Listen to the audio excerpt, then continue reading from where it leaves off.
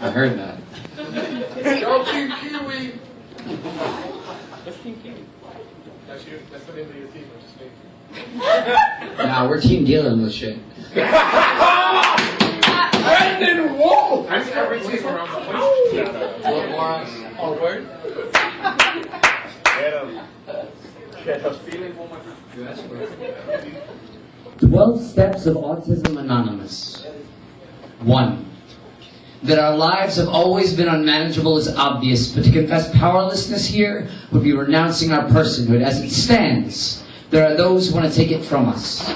We dare them to. We admit to nothing. 2.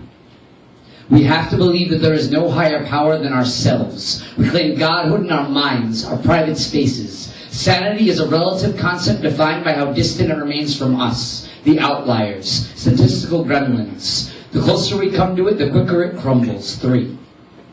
We make a decision to turn our minds inwards and our lives outwards.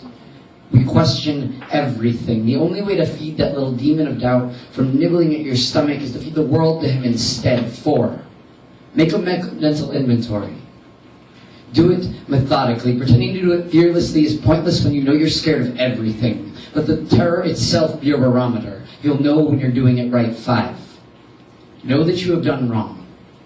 More so than anyone was ever able to express to you. It will be obvious to them. You will not see it. Ask them why they sometimes do things that you cannot understand. They will not see it.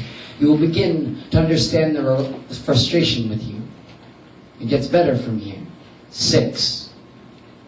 If you don't love your flaws, then neither will anyone else. There is no cure.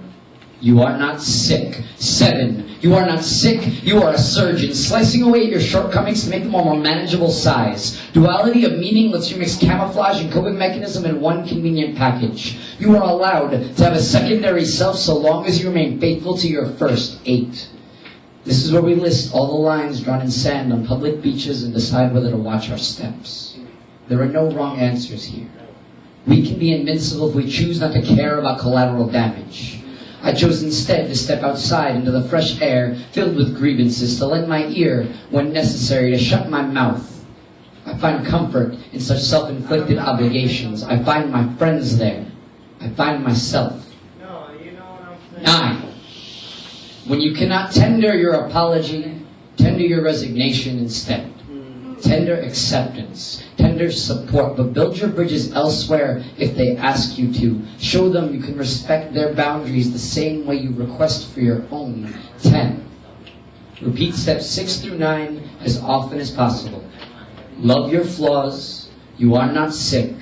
Make your choices. Make amends. Make progress. 11. Make more progress in this country without roadmaps. Draw them yourself as you learn the territory. Remember your own godhood, but acknowledge that your brain still bends in strange places. Buckles under certain kinds of pressure. 12.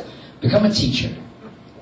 You will not feel competent as such, but remember your roots. You, who were born amidst these trenches of terror and confusion, have made it out alive. Sharpen your tongue and go back for the others. They need you.